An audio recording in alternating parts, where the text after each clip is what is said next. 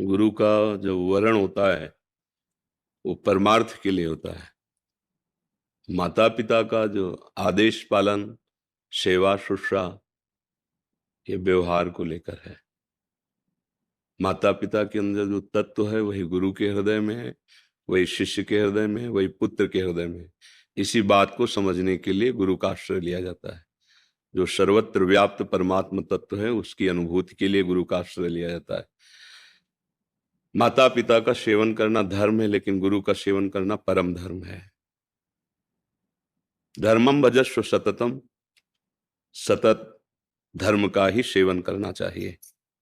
पर त्यज लोक धर्मान, लोक धर्मों का त्याग करके कैसे होगा? सेवन सदा साधु पुरुषान जहि काम तृष्णाम। सदा साधु पुरुष जो भगवत भाव को प्राप्त होकर के द्वंद्वातीत स्थिति में है, उन महापुरुषों का सेवन करो। जय काम तृष्णाम, कामना और भोगे हुए विषयों के भोगने की पुनः इच्छा का नाम तृष्णा। कामना और तृष्णा का त्याग करके भगवत प्रेमी महात्माओं का संग करो, तो लोक धर्म का त्याग हो करके भागवत धर्म, प्रेम धर्म में तुम्हारी स्थिति हो जाएगी। त्यज लोक धर्मान, सेवन सदा साधु पुरुषन जय काम तृष्णाम।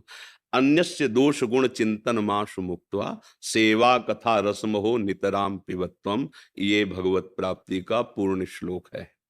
दूसरे के गुण दोषों का चिंतन करना त्याग दे। पहली श्रेणी में उपासक तो ये समझे कि जड़ चेतन गुण दोष में विश्व की न करतार, संत हंस गुण गाय पे परिहरिवार विकार। जैसे जल और दूध एक जगह मिला के रख दो तो हंस केवल दूध ले लेगा, जल छोड़ देगा। ऐसे हंस स्वभाव का उपासक इस संसार को देखे कि गुण और दोष दोनों से मिला हुआ है।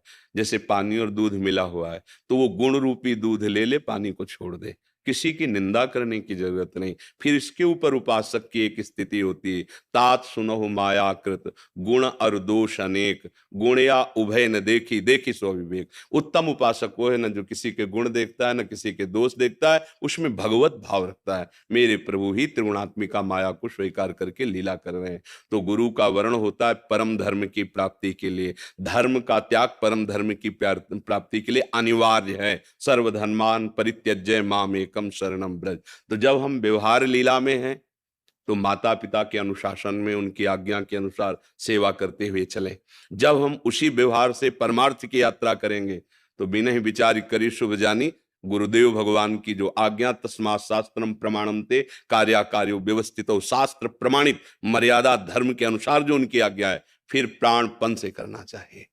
फिर उसमें ये नहीं सोचना है कि मेरी मम्मी क्या कह रहे, फिर पापा क्या कह रहे हैं, क्योंकि ये त्यज लोक धर्मान सेवन सदा साधु पुरुषन जय काम तृष्णा। यदि आपके अंदर लोक व्यवहार धर्म में ही स्थिति, तो माता पिता प्रथम गुरु, उनकी आज्ञा का पालन करो। यदि आप परम धर्म की प्राप्ति के लिए कमर कस ले तो जननी जनक बंधु सुत दारा, तन धन धाम सुहृद परिवारा, सबकी ममता ताग बटोरी, मम पद मन बांध बरडोरी।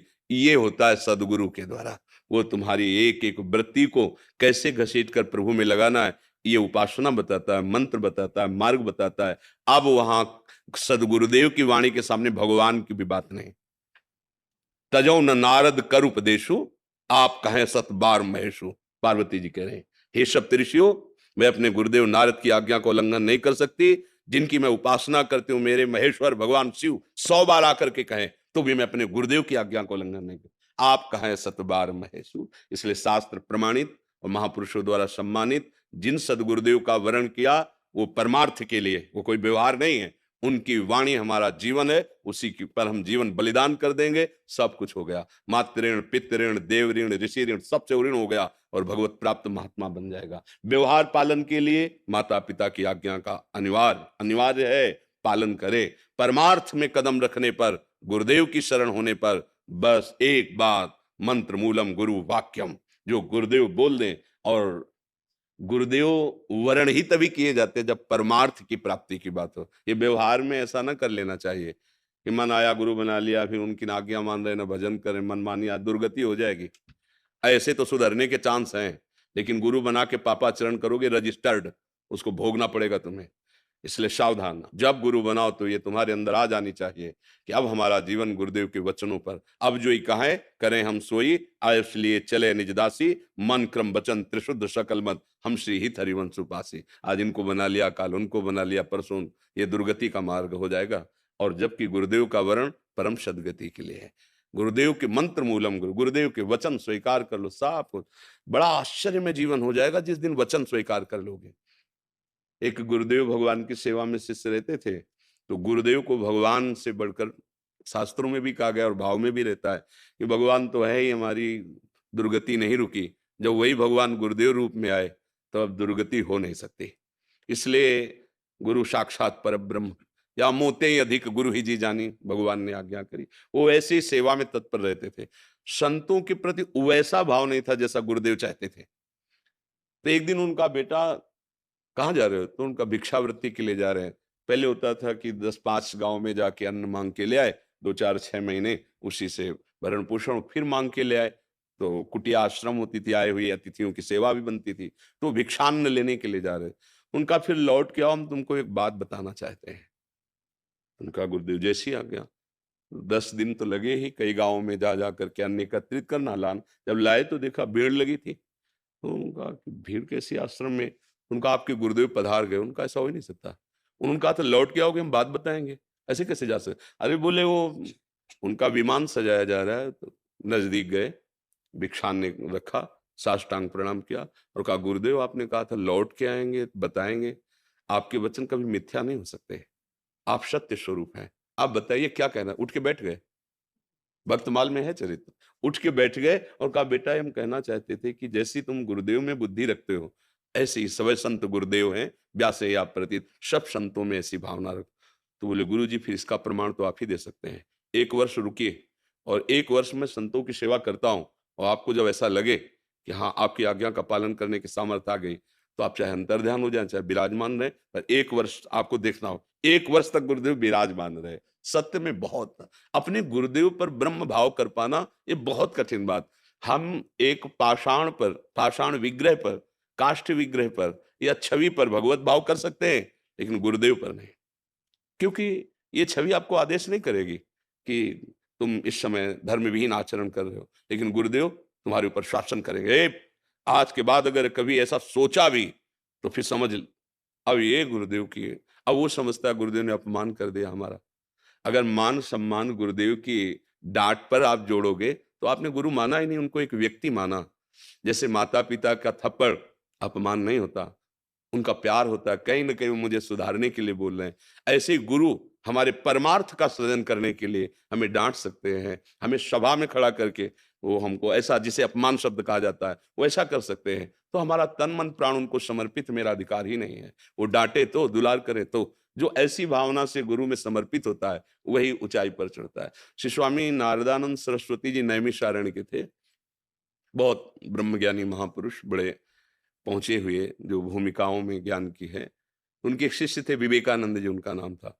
सत्संग चल रहा था, 10,000 लोग वचनामृत का पान कर रहे थे, तो देखा वो नवीन कपड़े पहन कर आए, तो देखा, तो नजदीक आए, प्रणाम किया और बैठ गए। कथा रोक दी और एक शिष्य को बुलाया, गौशाला का गोबर गीला कर दो, और कहा जाओ भाई विवेकानंद, एक डलिया में लकड़ी की गोबर भर करके यहाँ खड़े हो जाओ आके। अब वहां आज्ञा उल्लंघन तो हो ही नहीं सकती। अब वो सब गोबर टपक रहा है ऐसे। जितनी देर सत्संग हुआ तितनी देर खड़े रखा, फिर दृष्टि डाली, कोई रोष नहीं, कोई शोक नहीं, वही प्रसन्नता। उनके बाद वही वहां के अधिकारी बने, नैमिषारण्य के श्री नारदानंद सरस्वती जी। शिष्य तभी अधिकारी होता है जब देह भाव उनके चरणों में समर्पित हो जाए, अंतःकरण की एक एक वृत्ति उनकी आज्ञा में हो जाए, स्वभाव बन जाए गुरु की आज्ञा का पालन करना। ये तीन ही शरीर बांधे हुए हैं, स्थूल सूक्ष्म कारण। अगर स्वभाव सहित गुरुदेव को समर्पित, तो ब्रह्म रूप था, ब्रह्म रूप है, ब्रह्म रूप रहेगा, ऐसा अनुभव हो जाएगा। उससे कोई नई चीज थोड़ी हुई है। और यही अनुभव करने के लिए गुरु का वर्ण किया जाता है। माता पिता लोक व्यवहार धर्म में है, जो परम परम धर्म है, उसमें यदि वो हमें भजन का आदेश करते हैं और हमारी बुद्धि भगवत बुद्धि हो जाए, तो उससे भगवत प्राप्ति हो जाएगी। अगर वो उनका आदेश व्यवहार परक है और भगवत भाव विरोधी है, तो तजो पिता प्रहलाद, विभीषण बंधु, भरत महतारी, गुरुबलि तजो, कंत ब्रज बनितन भे मुद मंगलकारी। जाते होए स्नेह राम पद ये तो मतो हमारो। जिससे भगवान से प्रेम हो जाए, ये जीवन भगवत स्वरूप हो जाए, वो वही कार्य करने के लिए भेजे गए हैं। और वो माता से हो जाए, पिता से हो जाए, गुरु से हो जाए, जिसके संग से। और जाके संग कुमति मति उपजय करत भजन में भंग, तो फिर तजो मन हरि विमुखन को संग। फिर वो कोई हमारा संबंधी नहीं है। इस जन्म में घाटा नहीं लेना हमें, इस जन्म में हमें परम धनी होना है। नाम जप करते हुए गुरुदेव के आदेश अनुसार परम तत्व में जो हमारा स्वरूप है उसमें स्थित होना है। अब हमें व्यवहार की सत्ता नहीं रखनी। अगर ऐसे चलोगे तो अभी अवसर निकल जाओगे, नहीं आगे कलिकाल और ऐसे जाल फैला देगा, सोच भी नहीं पाओगे कि भागवत धर्म क्या है, भगवत मार्ग क्या है। केवल बातें रह जाएंगी, आचरण नहीं। भगवत प्राप्ति बातों से नहीं होती। हाँ, सत्संग सुना, उसका मनन किया और उसको आचरण में उतारा। अगर मनन नहीं तो पूरा सत्संग अधूरा, वो विशेष लाभदायक नहीं है। वो भागवत में आता है ना, गोकर्ण जी जो भागवत सुनाए तो धुंधुकारी जी के लिए विमान आया और सबके लिए विमान नहीं आया। तो भाई क्यों विमान नहीं लाए? बोले इसने मनन किया है। हमने मनन नहीं किया, सुना तो सबने, मनन नहीं। इसलिए सब मनन करो, अगली बार सबको विमान में है बैठकर मनन। जो हम बातें गुरुजनों की सुने, मनन, और मनन का फल है वैसे ही आचरण में स्थित हो जाए। जो सत्संग में सुना, मनन किया, तभी लाभ मिलेगा।